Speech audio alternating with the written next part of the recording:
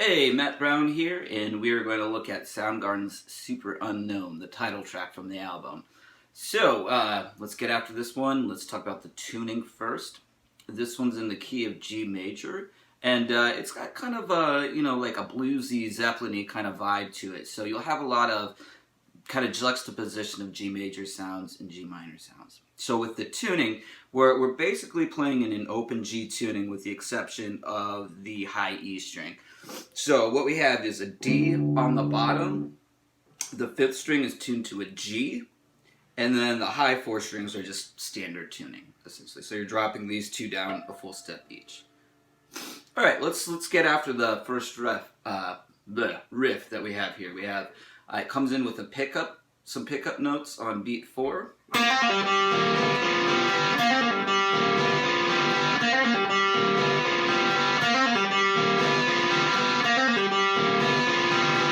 Alright, so the first little thing that we have is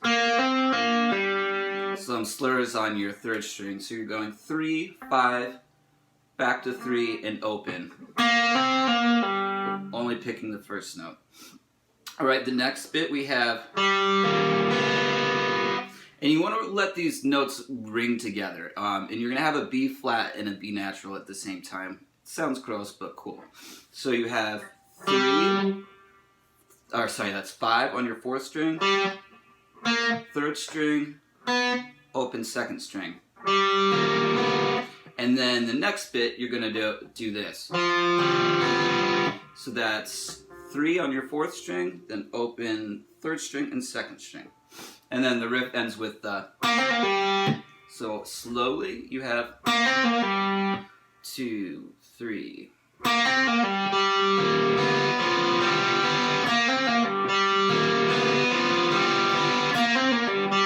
That idea.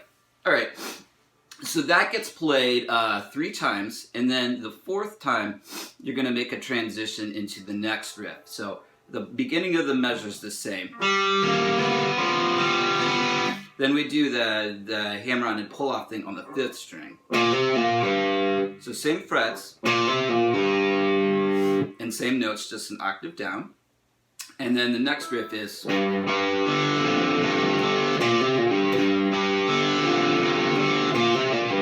So we're doing 5 on the low string, then open, and then same deal, but we're starting with a third fret, then open. You want to let these notes ring. So the cool thing is that you get a unison, but the tone's a little bit different.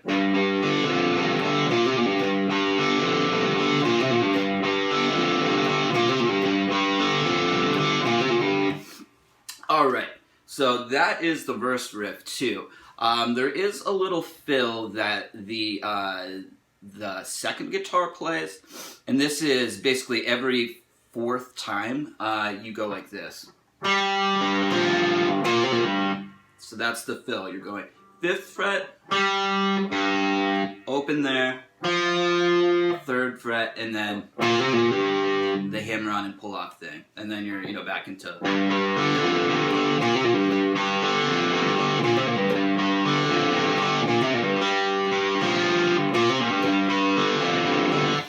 Alright, so the next part that we have is just kind of like a little variation within the verse. So what we're going to do is this. So we're doing the pull-off thing, hammer-on and pull-off thing on the 4th string, and then we go to this. So we're just transposing the idea up before. So 5, open, 3, open, and then that's played on the 4th string. Alright, now the next measure we do, that's the same, and then the hammer-on and pull-off thing goes back to the 5th string. So I'll kind of play this section in context so you get a feel for it.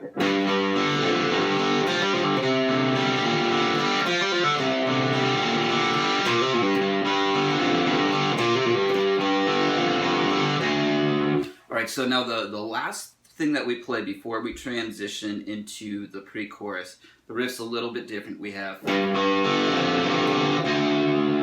So instead of doing the... We're just doing a low open D note to end the riff.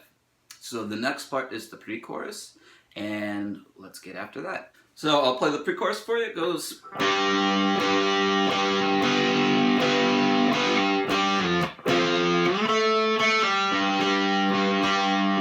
Alright, so we're doing an octave here, open 5th string with the 5th fret, and then the first or whatever finger is just sliding up to the 9th fret, so we're kind of implying like a G chord sound. Alright, and then the next thing we do is some octaves, so that's just 5th fret going to 3rd fret on your 6th and 4th strings. And then we have this. So that's you're just using the 7th and 5th frets on your 4th string in combination with your low open 5th string. So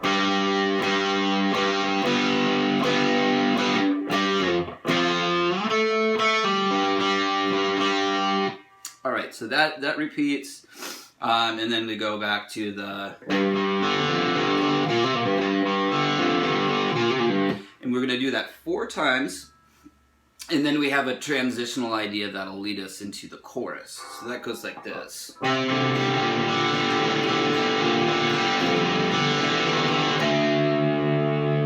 So just have like basically bass notes changing against a G5 power chord. So that's 5, open, open, and you want to let this stuff ring.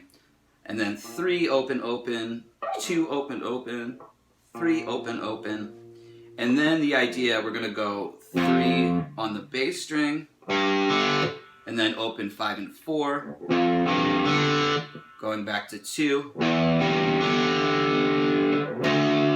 and then a low open D. So again,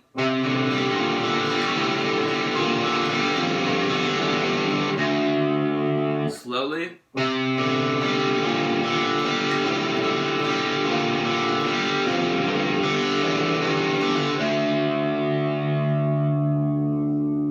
Alright, so the chorus riff, let's check that out. That goes like this. Alright,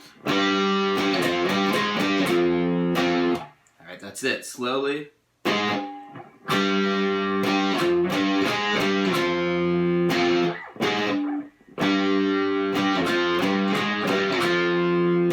So we're just doing octaves with kind of a Phrygian or Phrygian dominant kind of sound. So we have that's 6 to 5, same frets on your 6th and 4th strings. And then we're going to do 5, 3. And then the next part is 5, 6, 5, 3. With the last 3 at the end. So.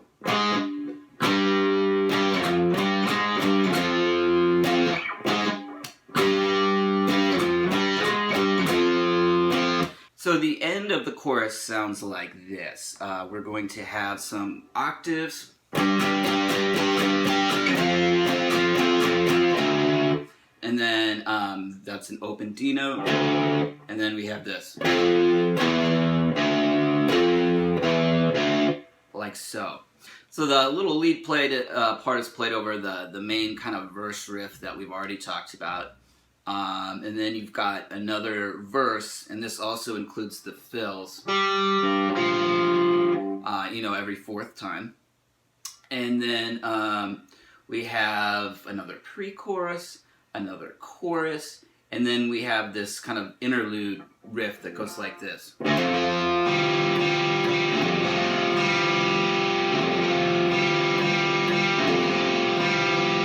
So this is just implying like a G7 chord sound. And what you want to do is start with both your middle and ring fingers anchored at the 3rd fret of both the 6th and the 4th string. And you're doing a hammer on from open to 3 to start with. And then you're going to pick the 4th string. And And then you have some open third string notes. So it's a pretty syncopated rhythm.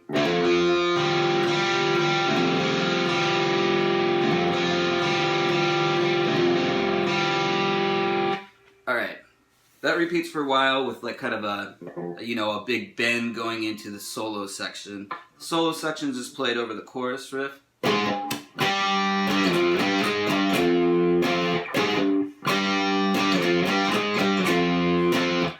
Alright, so let's move on. So after the solo concludes, the vocals come back in, so we have just kind of a normal chorus. Then at the end of the chorus, it extends with the octaves. So we're just going to go back and forth with a G octave and an F octave like that 3 times. So the riff is 2 measures. Alright, so that happens, like I said, a total of 3 times. Then we go into the... and we do that 3 times.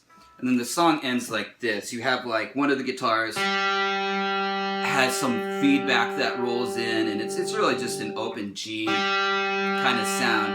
And then you have this.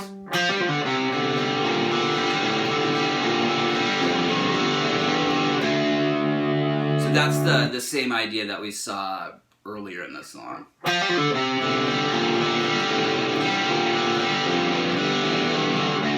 Kind of like the part that leads into the chorus. So that's the way the song ends. The other guitar pulls up on that open G note and then plays a D minor 7 song or chord to close out the song. So that is open 4th string, 5, 6. So that's the way this one ends. So now at this point, let's go back and take a look at some of the lead stuff that Kim Thayil does. Okay, so let's look at some of these leads now. The first one and the third one pretty much use the G minor blues scale. So that's 5 on your 4th string, and then 3, 5, 6, 3, 6, 3, 6. He's not using the 5th or 6th strings for any of this stuff, so I'm just going to play this on a guitar in standard tune. Alright, so let's look at that first lead. Okay, here we go.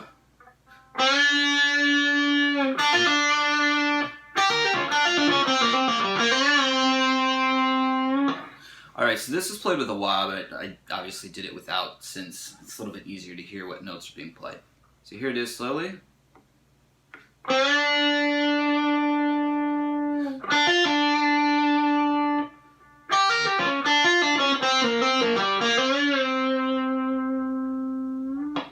Alright, let's move on to the main solo. So the main solo of this one, you could think about the harmony a few different ways since it's pretty ambiguous. You could think of it as being as like a Phrygian sound or Phrygian dominant in the key of G. Or you could think of the notes in the riff as being the 4, sharp 4 and flat 3 in the key of D minor. And that's what Kim Thayil does with this solo. So he's playing in a D Dorian scale out of this, and then he just throws in the flat 5 occasionally, to kind of sync it up with the riff. So here's this solo.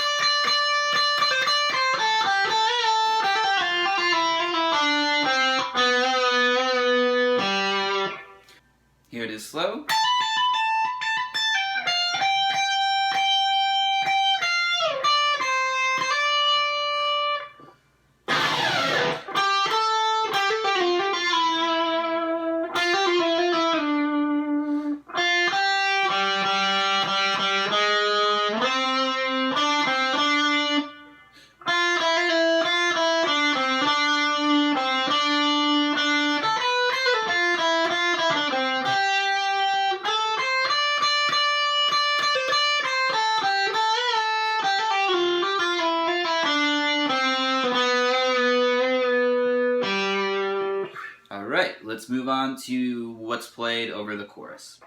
Alright, so the final chorus, while the vocals are going on, I'm going to see a lot of G minor pentatonic stuff, and that's going to give way to some D Dorian type ideas later. Alright, so here we go.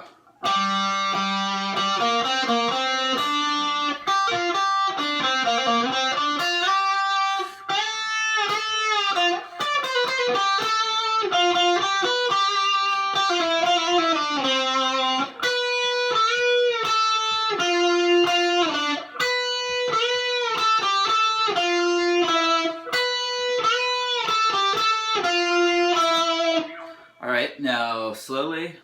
1, 2, ready, go.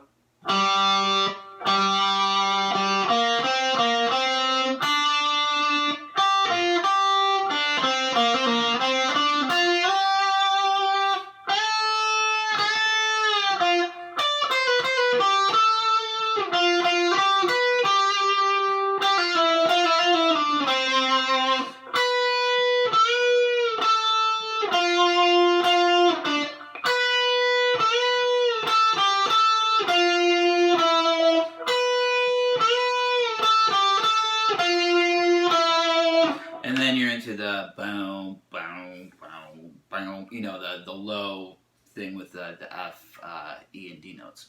Alright, so I'm Matt Brown. Let me know if you want the tabs or have questions about this one. Got lots more Soundgarden, some more Nirvana, some Aerosmith, some STP. Lots of great bands coming. Alright, thanks for watching and stick around.